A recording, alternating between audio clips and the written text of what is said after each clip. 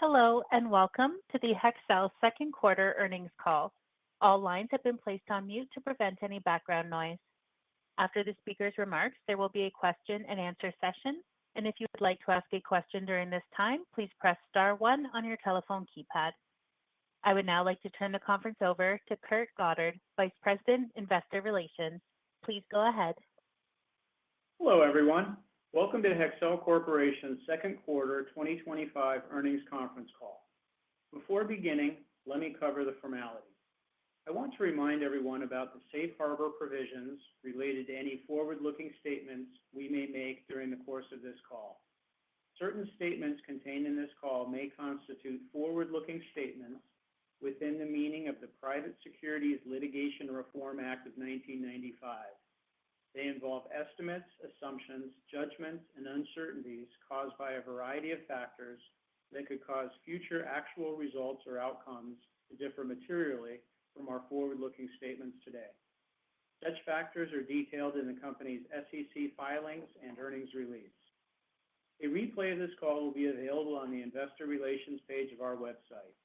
Lastly, this call is being recorded by Hexcel Corporation and is copyrighted material.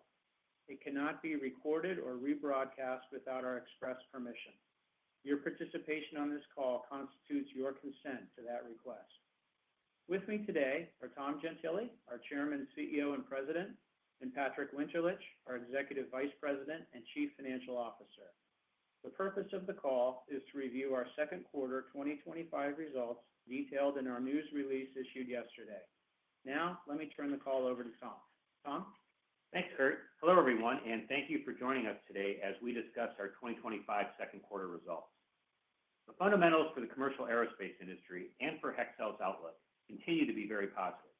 Hexcel has a strong market position with its uniquely extensive range of advanced lightweight composite materials to meet the requirements for the record levels of new commercial aircraft on order with Airbus and Boeing, as well as supporting military applications and growing global defense spending. Starting with Boeing. There is a positive momentum for their key programs, with Boeing stating that they are now at a production rate of 38 aircraft per month for the 737 MAX aircraft. Solid progress also continues for the 787 build rate as Boeing moves toward producing 7 aircraft per month in 2025 following the apparent resolution of supply chain issues. For Airbus, the outlook for the A320 ramp is also becoming more encouraging in terms of the growing availability of engines in the second half of 2025 to enable Airbus to increase the build rate and then push monthly build rates through the 60s in 2026. Airbus continues to project that they will achieve a production rate of 75 aircraft per month on the A320neo program by 2027. The A350, Hexcel's largest program, is currently one of our major challenges, as Airbus looks to stabilize the program's build rates and move monthly rates towards 7 by the end of 2025. In addition to A350 production challenges due to supply chain disruption, we have seen some destocking impact in Europe in the second quarter based on high levels of inventory for A350s for certain parts, including the wings. As previously communicated, we expect this destocking to continue through the third quarter. Airbus has indicated that the destocking should end as we go into Q4, and they are still targeting to achieve a build rate of 12 aircraft per month on the A350 program by 2028. Remember that the ship set for Hexcel on the A350 is between $4.5 million and $5 million per ship set, and each monthly step up in the monthly A350 build rate brings significant revenue and operating leverage benefits for Hexcel. The medium to longer term outlook is very positive for Hexcel, including the expected multi-decade production life for both the A350 and the 787. The material demand requirements from these two programs will drive strong ongoing capacity utilization for Hexcel, which will underpin strong cash generation for years to come. As we have communicated, we expect to generate over $1 billion of cash cumulatively over the next 4 years. Demand within other commercial aerospace is also solid, and second quarter revenues saw growth both year over year and sequentially. As a reminder, the modern large cabin business jets now have extensive composite content with shipset values between $200,000 and $500,000 per shipset. The second quarter of 2025 saw strong defense sales with broad strength across a number of domestic and international programs. Military and defense budgets around the globe continue to strengthen. Notably, NATO members in Europe have indicated that they will increase defense spending to 5% of GDP, which ultimately translates to higher and sustained build rates for most platforms. Development of new platforms is also encouraging, such as sixth-generation fighters and autonomous drones. Hexcel participated in the Paris Air Show last month, which provided a confident outlook for the aerospace industry, and where we reinforced existing relationships, announced new relationships, and highlighted recent advances with our innovative technology for lightweight material. Some items of notes included Embraer and Hexcel celebrated 50 years of Hexcel supplying lightweight composite solutions by signing a preferred supplier agreement for composites. Hexcel has been a long-standing provider to Embraer on a range of advanced lightweight composite materials, including prepregs, engineered core, and advanced structures.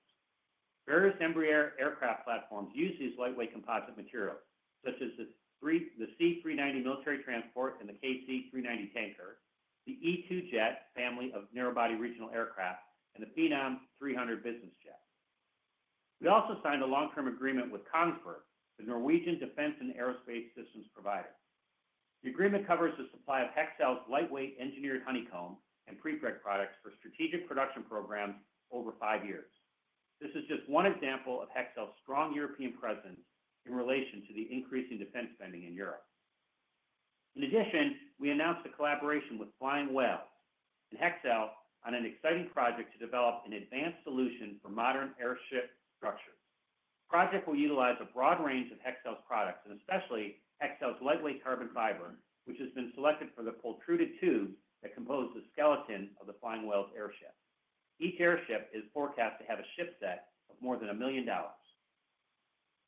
Looking at our financial results for Q2 2025, we generated sales of $490 million and adjusted diluted EPS of 50 cents per share.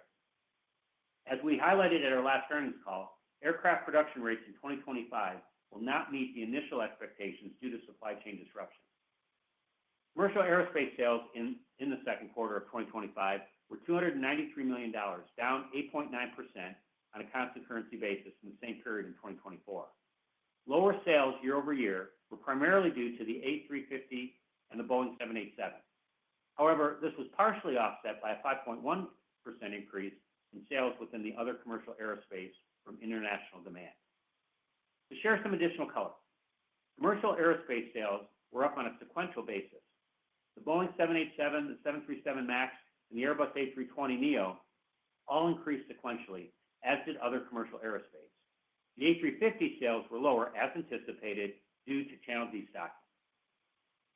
In defense, space, and other, sales totaled $197 million, up 7.6% in constant currency from the same period in 2024. Growth was driven by the CH-53K, 2 international fighter programs, and a strong quarter for space, including launchers, rocket motors, and satellites. Conversely, the V-22 Osprey continues to weaken, as expected, as that program comes to the end of its production life. However, the overall continued growth in defense underscores capabilities and value Hexcel lightweight materials brings to the military market. With lower than expected sales volume in our commercial business, we see 2025 as a year where we need to remain focused on the fundamentals of our operations and controlling costs as we navigate reductions in near-term production for commercial aerospace programs, notably the A350, before the production rates continue to increase in the second half of 2025.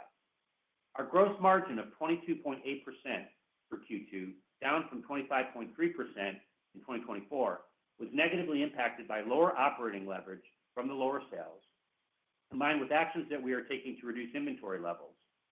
And then margins also were impacted by this lower overhead absorption.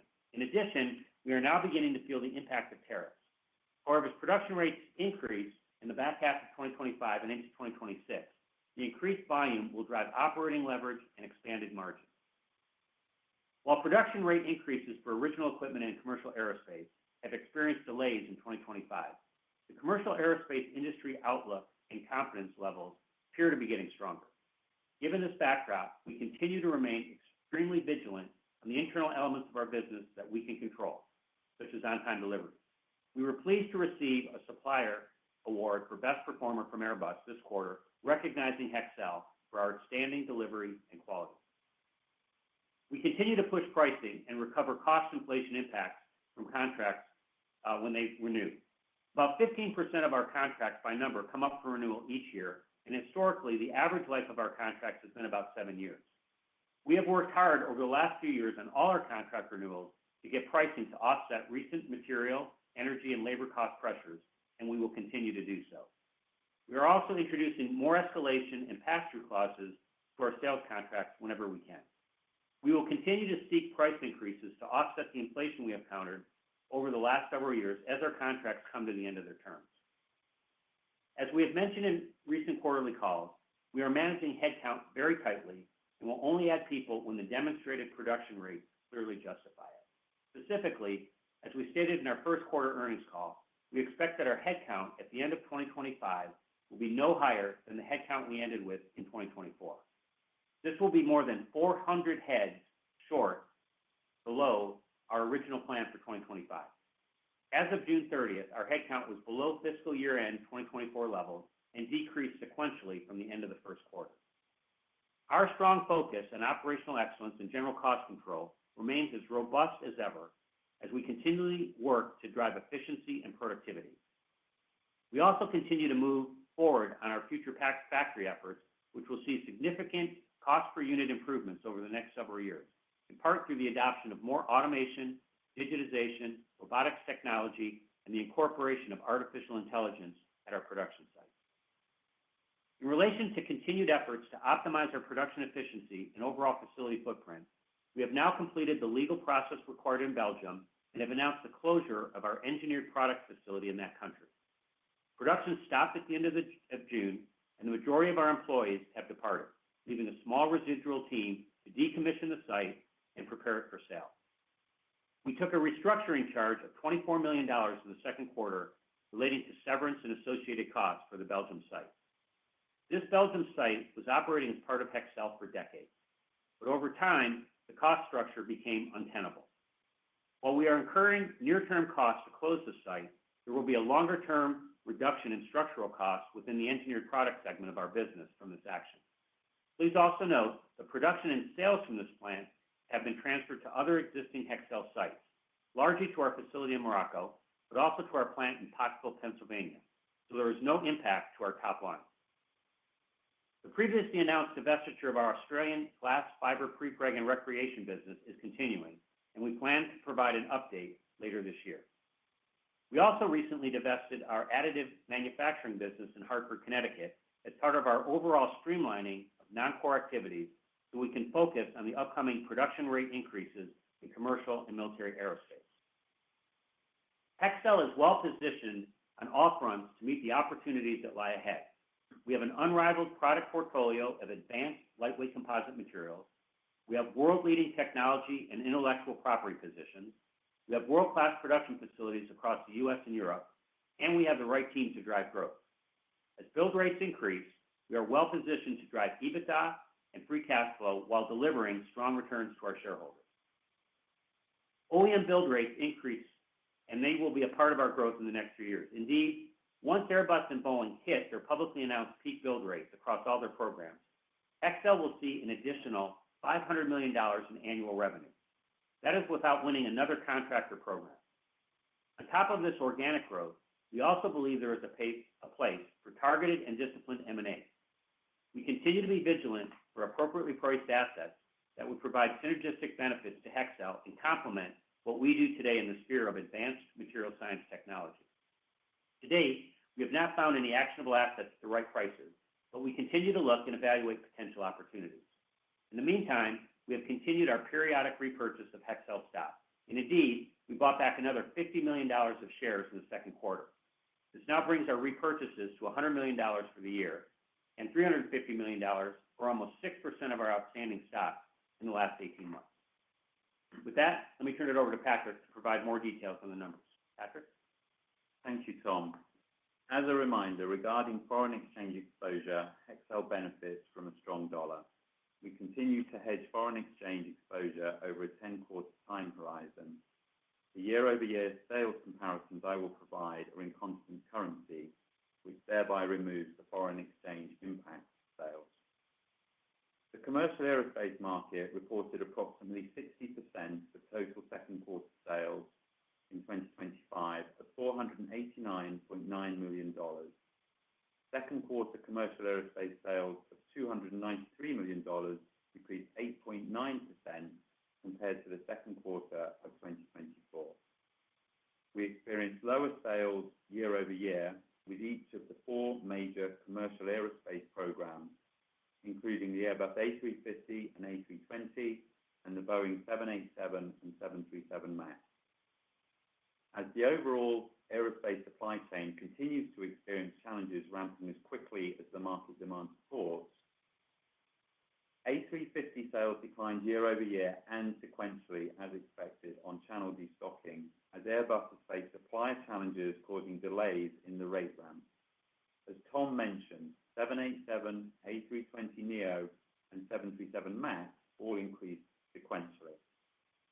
Sales for other commercial aerospace in the second quarter increased 5.1% year over year, led by international demand.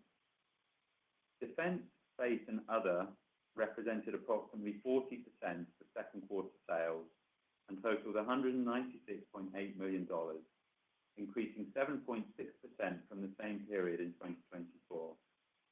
For rotorcraft, the CH-53K and Black Hawk programs grew year over year, partially offset by the sunsetting V-22 and a softer quarter for Apache. The space market grew strongly year over year, including both from the traditional defense primes and private space companies. Growth was across multiple space applications, including launchers, rocket motors, and satellites. Gross margin of 22.8% in the second quarter of 2025 decreased from 25.3% in the second quarter of 2024, as lower sales and inventory reduction actions negatively impacted operating leverage. Specifically, this softer gross margin reflects the impact of our underutilized carbon fiber assets and the initial impact of increased tariffs, which started in the second quarter. We expect upcoming production rate increases, especially in commercial aircraft, to create operating leverage and drive increased margins as we go through the year.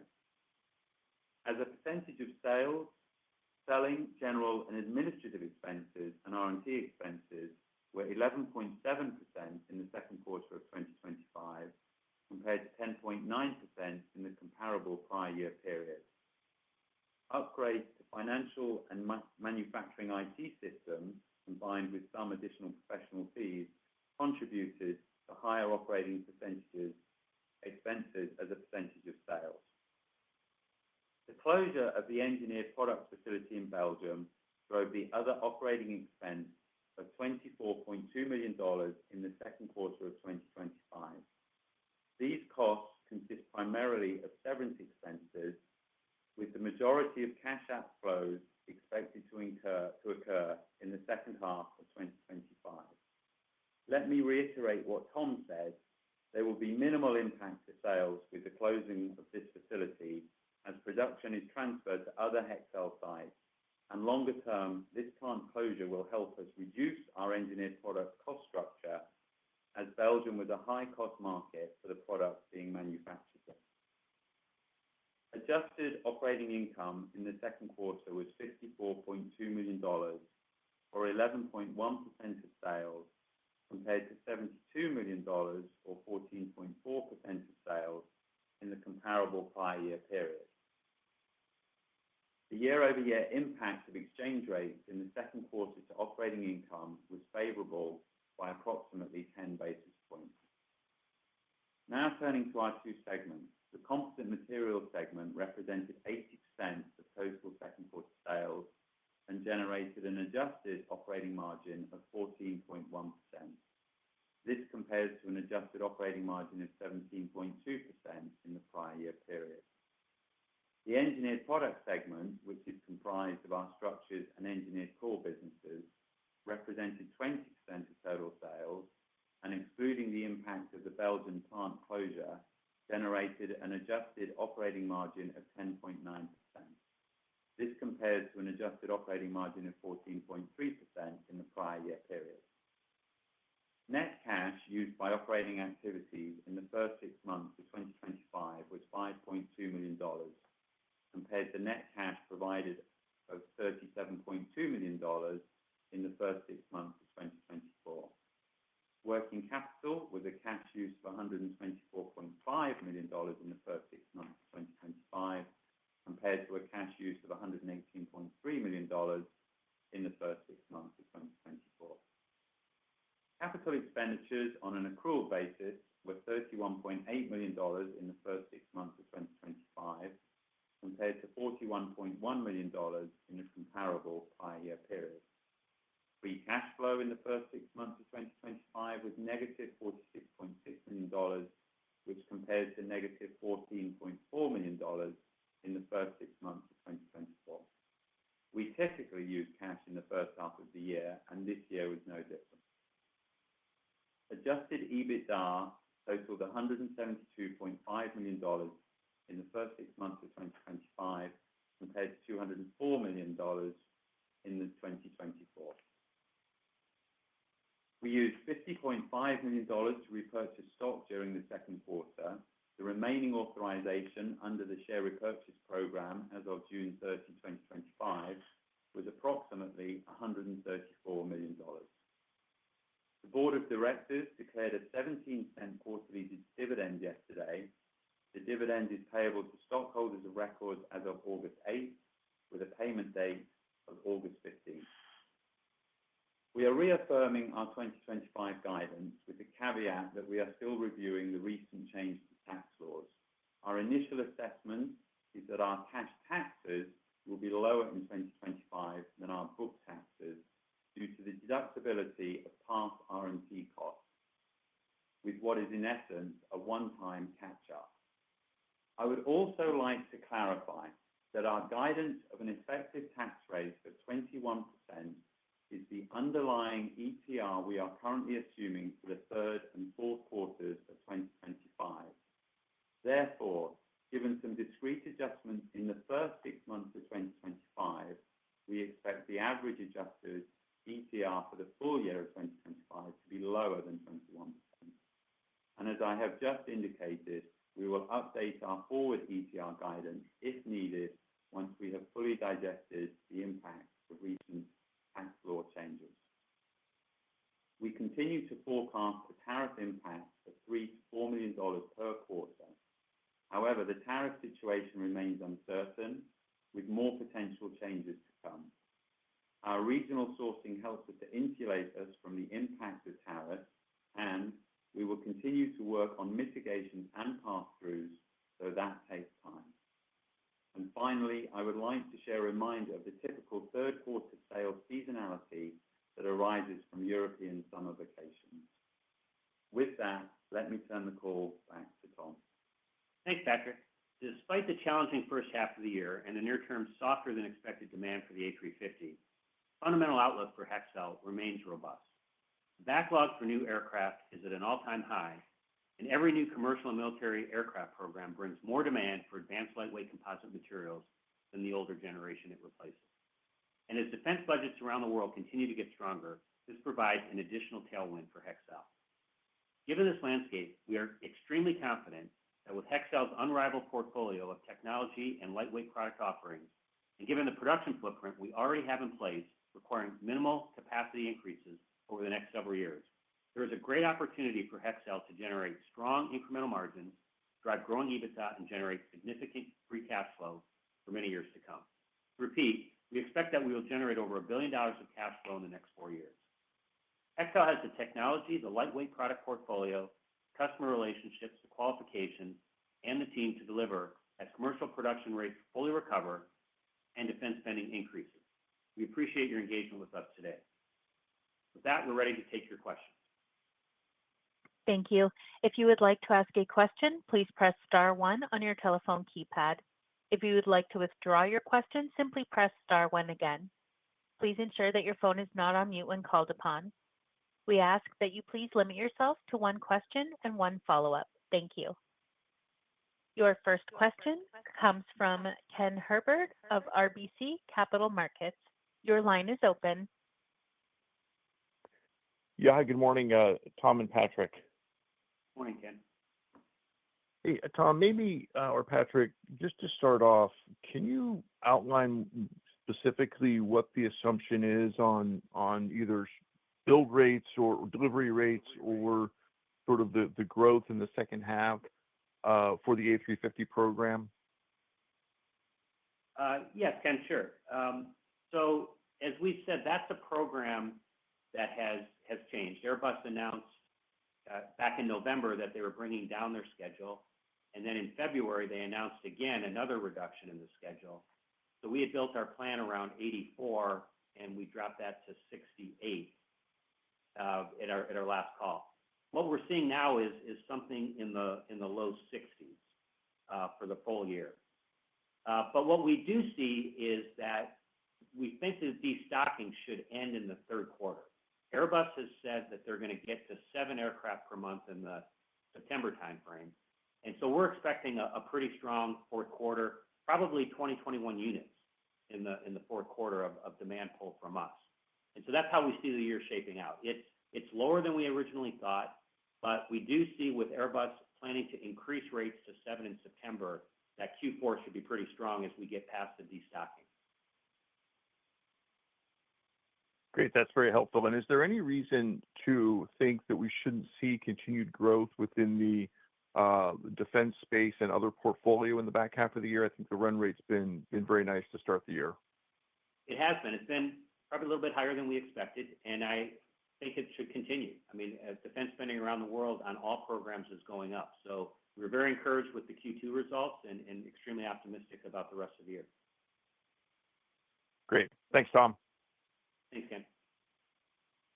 The next question comes from David Strauss of Barclays.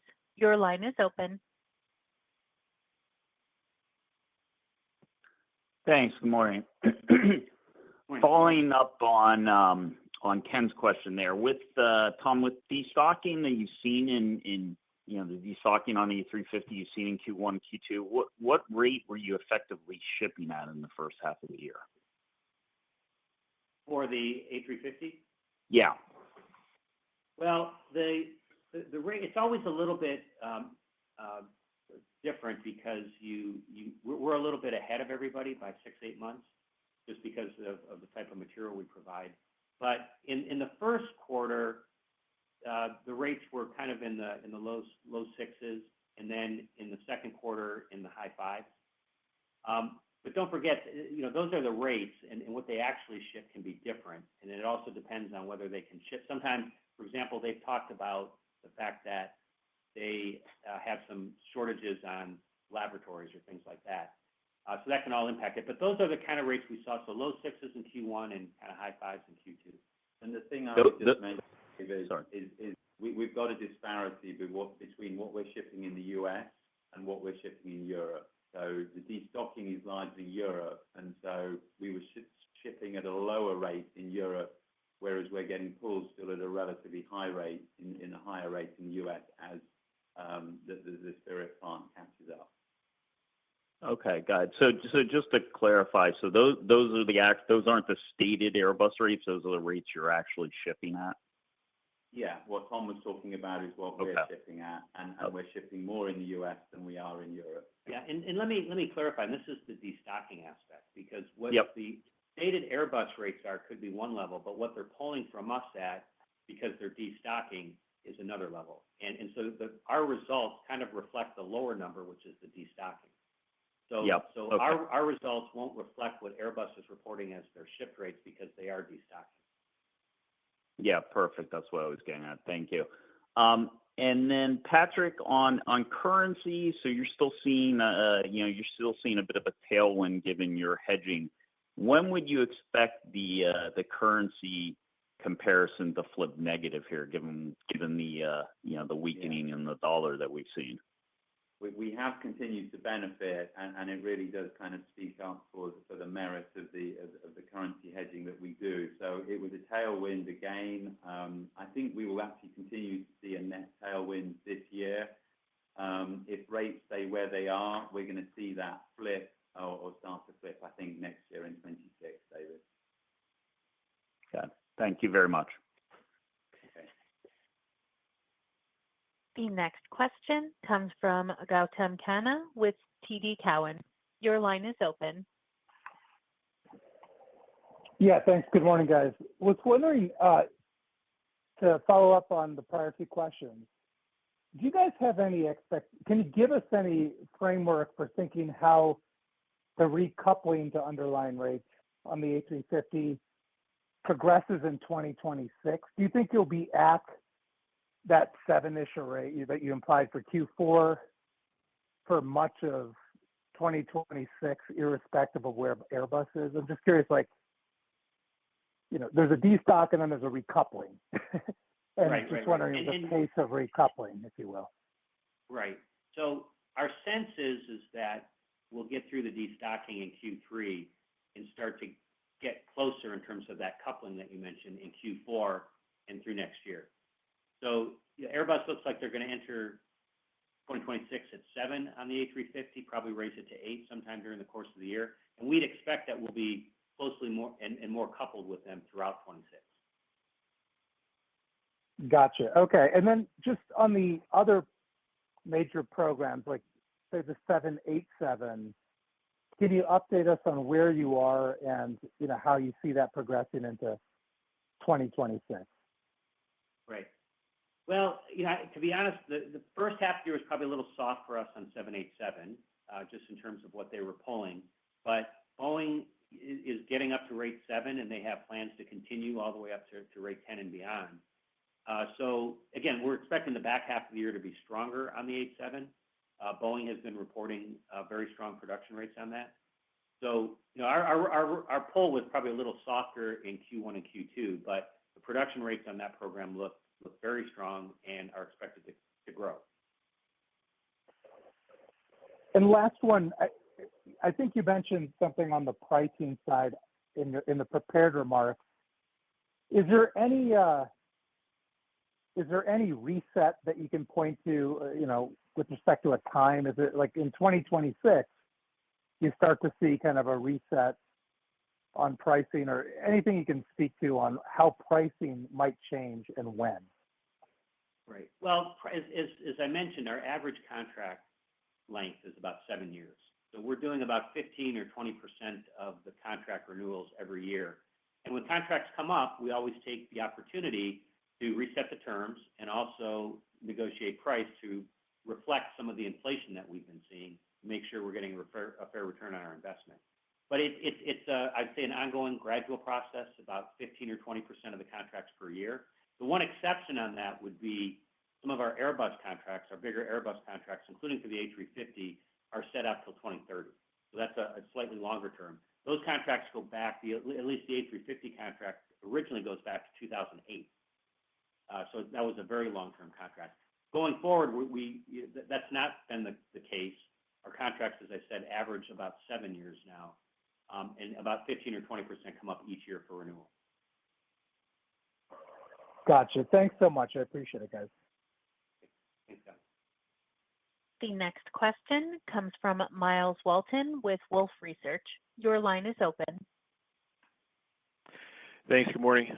Tom, you mentioned the award from Airbus for the best supplier for schedule and quality. I'm just curious, how do you use that to your advantage, and what conditions on the ground would have to exist such that on your Airbus contracts in particular, because they're so onerous and so long dated, where you would say, we're your best supplier, we're not getting value for what we're delivering, and we need to renegotiate?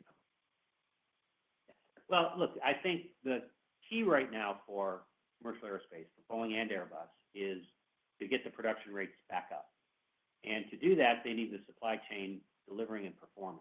And we're very proud on Airbus, as I mentioned, is that we received an award for best performer. And this was in the materials category for our quality and delivery.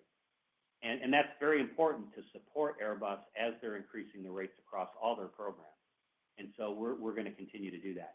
At the same time, we always are working with our customers, including Airbus, to drive productivity. And so even though our contracts in the case of Airbus aren't due to 2030, we're constantly working productivity initiatives where we can jointly share the benefit.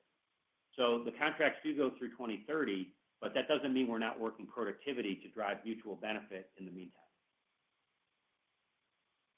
Okay. And just to circle the square on the A350 deliveries, so 2021 in the fourth quarter, you're shipping probably something like 10 in the third quarter. Is there any risk internally for that kind of 50% upslope that you anticipate, or is that something that's not really a test of the system for you? Not an issue. We've got plenty of capacity in place. We got a trained workforce. And that's one of the things. I mean, because the volumes have been a little bit lower than we expected, we're essentially overstaffed.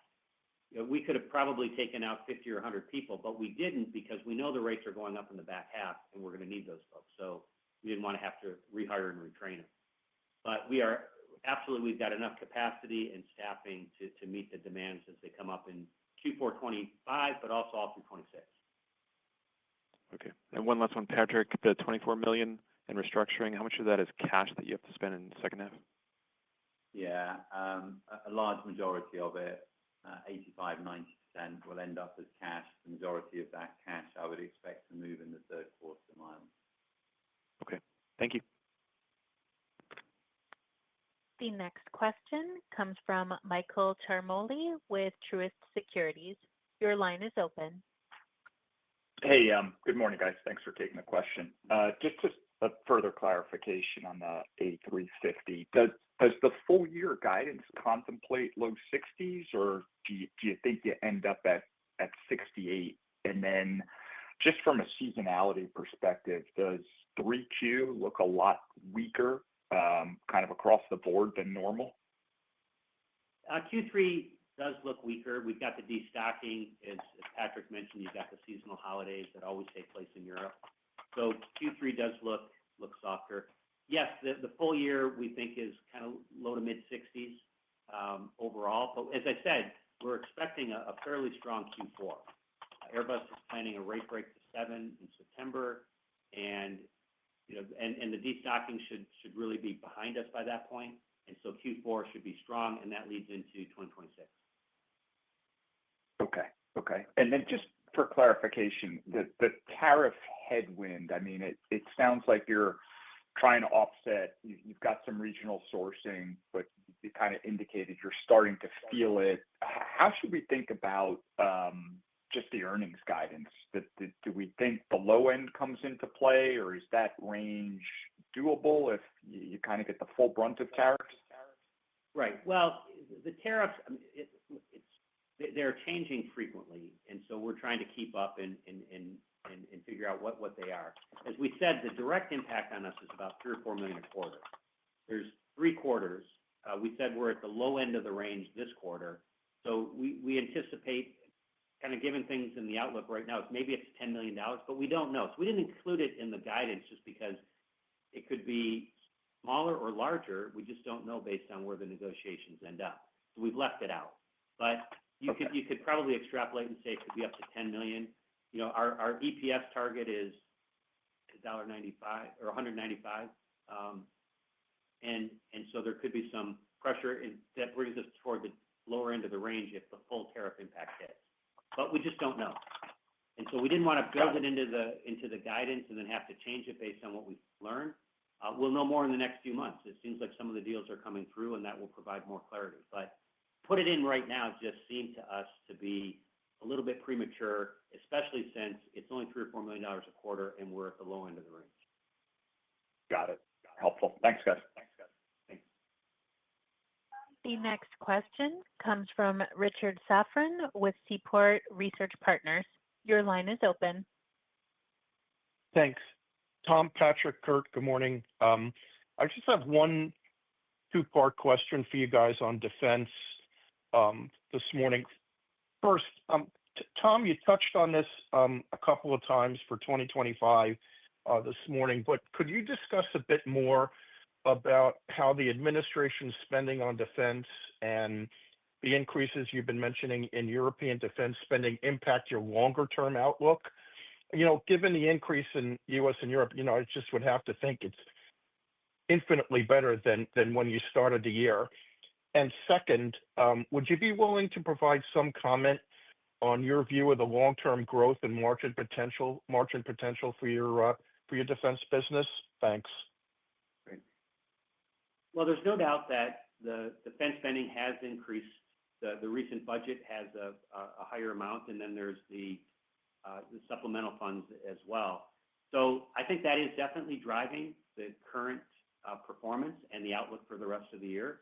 There's no doubt about that. We're seeing it, strength across the board in some of our big programs, like the CH-53K, where we do the whole material system, or the F-35, where we provide all the carbon fiber for the material system. And then some of the space and the missiles have also been strong. So we expect that to continue, if not accelerate, because the underlying defense spending and the demand is so great. But we're also seeing that in Europe. We have a big work share on the Rafale program, which is the fighter jet from Dassault, and that was up a lot. And the demand for that is up significantly. Many countries are turning to that aircraft as they go forward. So we expect that to continue throughout the year. I don't know if it'll be the same level of increase that we saw in Q2, but we certainly expect to see strength. And as we translate that into the long term, I think that's a key aspect. Right now, defense is about 30-35% of our total revenue. We see that as a potential big opportunity for growth organically and potentially inorganically as we go forward. So I think this long-term trend in increased defense spending, both in the U.S. and in Europe, is going to benefit our defense growth in the future. And we see that probably as our top core organic growth opportunity is defense, both in the U.S. and in Europe. But by the way, it's not just Europe. We also have some very good defense contacts in Turkey, in India, and we expect those to continue to grow as well. Well, thanks very much, Tom. Appreciate the color. Thank you. The next question comes from Scott Deuschle with Deutsche Bank. Your line is open. Hey, good morning. Patrick, to get to the midpoint of the EPS guide, I have to assume something like a 45% incremental operating margin in the back half. I guess, does that math sound directionally right? And then if it is, can you walk through what's going to drive that type of operating leverage? Thank you. Yeah, we clearly need a step up in the second half. We've got the seasonality sales effect in the Q3, but with cost and management, we will drive as solid a Q3 as we can. And then, as Tom has said at least a couple of times this morning, we're leaning into a strong fourth quarter as we exit the year, as the build rates go up, as the wide bodies kind of move towards 7, the 320 moves towards 60, and hopefully we're sort of getting aligned on the 38 on the max. So that should drive pretty strong leverage as we exit the year and deliver what we see as a positive fourth quarter. So, yeah, I agree roughly with your numbers. As Tom said, sort of the 195 less the tariff impact is really where we're expecting to finish the year. Okay. And then, Patrick, can you give the latest, split in cost of goods sold between energy, raw materials, direct labor, overhead, and the like? And then has energy become a meaningfully larger share of that cost breakdown, or has that been fairly stable as a percentage of your overall cost of goods sold? Yeah, I mean, we've never shared the details of that, but materials continues to be the largest part of our COGS, followed by people costs, labor costs. I mean, energy is still single digit, I'll say that much. I think we've indicated that before. It stepped up with the European impact of the Ukraine war a few years ago now, and it's still at that level. So it certainly hasn't materially changed in the last year or two, but it's in that sort of just above mid-single digit level. Okay, thank you. The next question comes from Scott Mikus of Melius Research. Your line is open. Morning, Tom and Patrick. Tom, to dig in a little bit on the pricing protections and the LTA negotiations, historically, some suppliers have had to pass back productivity to Boeing and Airbus as part of their LTAs. And you mentioned that some of your Airbus contracts, you're sharing the productivity benefits with them. So as you renegotiate these LTAs when they come due, or you bid for new programs, are you making sure that you get to keep the productivity that you drive in your own four walls? Well, it's a little bit of both. I mean, I would say as we as we get into renegotiations, we're trying to learn from the past, and so we're building in volume adjustments because certainly that was a big issue from the pandemic. We're also looking to ensure that there's appropriate escalation protection for things like inflation in labor or material, or if we were just talking energy or logistics, and or tariffs, as we have learned. So those are some of the ways that we're looking at it. The thing on productivity is that this is a tough industry, and you always need to be running fast to stand still. And our customers expect ongoing productivity. So while if we can get volume protection and we can get escalation protection, we certainly have to be willing to work jointly with them to get productivity that we share. And that's been a hallmark of our contracts with all of our big customers in the past, and I expect it will be in the future as well. Yeah, because you have to remember, Scott, most of the time with all our qualified products and processes, to make changes, we need the cooperation of our customers. Now, if we can do it in-house and it's purely in-house, then yes, we would keep it. But the vast majority of the time, to speed up our lines, change our parameters, we need those signed off and approved by the customer. So we do tend to work with them. And to Tom's point, ultimately, it's a competitive advantage if we can give them some benefit as well as clearly keep as much as we can for ourselves. So normally we do have to collaborate. Okay. And then thinking about build rates, we saw GE raised its commercial OE sales growth and reaffirmed the LEAP delivery guidance. Boeing's production rates have been surprising to the upside. And you mentioned the A350 destocking could be over by the fourth quarter. So could we see a possibility maybe in early 2026 where you start to see a restocking benefit actually on the 737 and 87 while destocking on the A350 is entirely behind you? Well, when you say restocking, you mean just the build rates going up? Well, I mean, customers, some of the sub-suppliers that you ship to maybe have burned down excess inventory and need to rebuild higher levels of buffer inventory to support future higher production rates. Yeah. I mean, it remains to be seen. I think the goal for everybody is to synchronize and get everybody on the same production rates as we go forward. We're not quite there yet, but getting closer. So I don't think so. I think the goal for everybody in the supply chain is to get synchronized so that we're all at the same rates, not with different parts of the chain building at different rates. Yeah, and restocking is a very gradual process, Scott. It takes time. There might be a little bit of it, but it's not like destocking, which is tough and abrupt and significant. Restocking is very gradual over a period of time as the network, as the supply chain builds up at a higher rate. But I would say, just to your point, is we are starting to see this inflection point with the rates going up in a sustained way across all the major programs at Boeing and Airbus. And so that's very positive. We're still in the kind of final throes here of the destocking on the A350, but it looks very strong for Q4, as we've said, and into 2026. And it's not just the 350, the 320, the 787, the 737. It's been a long recovery period, but we're finally getting to the point where it's going up. Thanks for taking the questions. Thanks. The next question comes from Sheila Kahyaoglu with Jefferies. Your line is open.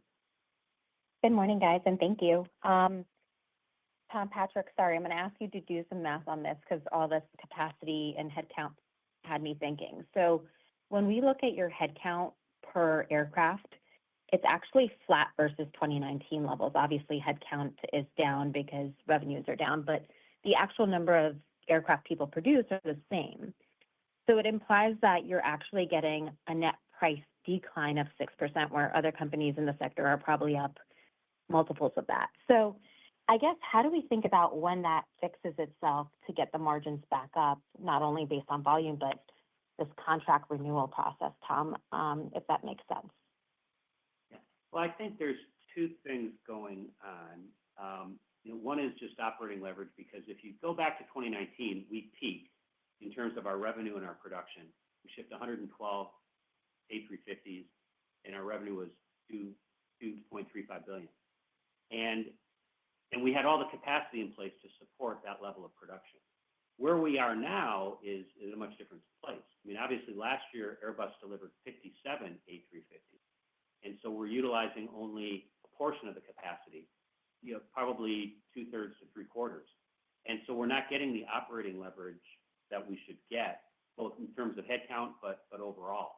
And that's what's impacting our margins. So I think as our margins or our revenues and build rates recover to where they were in 2019, you'll see us get the operating leverage, and that'll improve revenue per headcount, and it'll also improve margin. Now, as we've said, because we've experienced some inflation in labor and in material and in utilities, even when we get back to the previous levels of revenue, we're still going to have some headwinds, a couple hundred basis points of headwind on margin. That's what we're working to offset with our Future Factory initiative. And ultimately, as we get to the renewal period for our contracts, is to use price to help offset some of that as well. So that's how I would lay it out.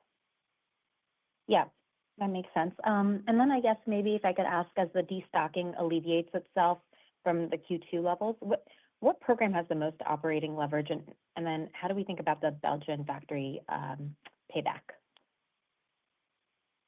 Well, I mean, the destocking it's really an A350 story for us primarily. It's our biggest program. We invested significant amounts of money from 2010 to 2019 to support the industrialization to go up to 13 aircraft per month, and the rates have been far below that, as you know, since the pandemic. And so that's the biggest issue in terms of operating leverage, and I'd say A350 has probably been the biggest issue in terms of destocking. Just to give you some quick math, it's not perfect, but look at last year's numbers. We reported that our results for the A350, we delivered about 72 ship sets in 24. Airbus only delivered 57. So it's not an exact comparison, but that's essentially what's destocking right now. Got it. Thank you so much. Thanks. The next question comes from Gavin Parsons of UBS. Your line is open. Great. Thank you. Morning. Morning. Tom, pretty healthy pace of buybacks, but I thought in the prepared remarks you maybe sounded a little more front-footed on M&A. Just wanted to know how you think about that trade-off and how you're contemplating size of maybe bolt-ons for something more significant. Right. M&A, as I said, we're looking at it. We think it could be a good complement to the organic growth that we're going to experience, both from the recovery and build rates and the growth in defense spending. But we're going to be very disciplined. We're going to look for things that are strategic, that advance our advanced material science focus, have a heavy emphasis on aerospace and defense, and meet our return thresholds, which are quite high. But if we can't find something that fits that criteria, we have been doing share buybacks, and we'll continue that. But that's how we're thinking about it, is we think it could be a good complement if the right opportunity surfaces, but we're going to be very disciplined. And in the absence of that, we'll continue to fund our productivity, our innovation, our organic growth, and then continue to do share buybacks on a selective basis. Okay. And then it seems like Kinston is the main bottleneck on the A350. I wonder if you could share some insights on the improvement timeline, given your familiarity with that facility, and if you think that's contingent upon the transaction closing. I think Airbus has pointed to that in the past, but they could probably provide more insight onto it. One thing they've said is that once the deal closes and they take full control of that operation, they'll be able to drive more productivity, and I think that's probably the case. Thank you. The next question comes from Ron Epstein of Bank of America. Your line is open. Hi, guys. This is Alex Preston on for Ron today. Good morning. Morning. I was wondering, we talked a little bit about the direct impact of tariffs. Maybe if you're considering or you've seen any impact indirectly on, I'm thinking especially like Airbus demand in the U.S. and sort of maybe how you're thinking about that in the early stages here. Well, as we've said in the past, that's our bigger concern, is not the direct impact of tariffs on us, but if there's any indirect impact that could impact build rates for Airbus or Boeing. At this point, it doesn't look like that will be the case, but we need to wait and see. Obviously, there is no deal yet with the European Union. We'll have to wait and see what that is, and then what the treatment is of aerospace trade that goes back and forth.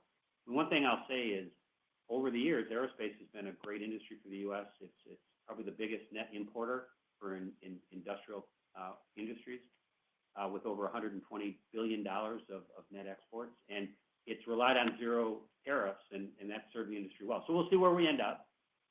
But at this point, it's hard to say. And for us, as I said, the direct impact of tariffs is relatively minimal, $3 or $4 million a quarter. The indirect could be bigger, but we don't know what that could be yet. Got it. Thanks for the help. The next question comes from Kristine Liwag of Morgan Stanley. Your line is open. Hey, good morning, everyone.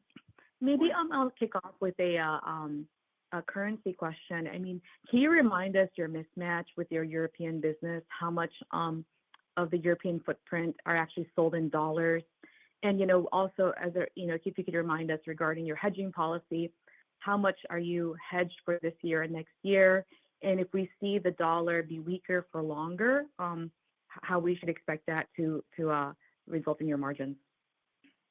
Yeah, so we enter a year roughly 75% hedged. So if I look at 2025 for the back half of 25, we are going to be hedged more than that at this point with just those 2 quarters remaining. So we're probably 80-85% hedged, if not 90% now through the end of 2025. We're building up our hedge profile for 2026, and by the end of this year, as I said, I would expect to enter 2026 around 75% hedged. The vast majority of our sales in Europe are in dollars, and with the decline of the wind energy business, that was actually a source of euros. That has now gone away. So if anything, our need to sell dollars to cover our European cost base in euros and pounds has actually grown a little bit, not massively, but it's grown a bit. But our hedging policy remains the same. It's very disciplined over 10 quarters, and we layer it in each quarter as we move forward. In terms of putting a magnitude on things, yes, I mean, ultimately, if the dollar stays weaker, that will be a marginal headwind, certainly to where we are today, but I'm not going to speculate onto the size of that at this juncture. Great, thank you. And if I could follow up on the contract negotiations, I mean, Tom, hearing from your tone, it sounds like you're a bit more conservative or maybe more balanced regarding these contract negotiations with your customers as these contracts roll off. But when we're talking to other industry players and other suppliers, they seem to be a lot more optimistic that there's significant pricing increases for these contracts as the OEMs really want to ramp. I guess I want to understand, when you're doing these contract negotiations, are there offsets that you have to factor in? Like, why can't you get more pricing through when it seems like a lot of your peers are getting that pricing? And ultimately, the OEMs can't really change out their material input at this point, and they're you've got that strategic advantage. So why can't you get more pricing? Right. Well, as you go into any contract negotiation, your goal is always to maximize the value of the contract. But of course, you have to negotiate that with the other party.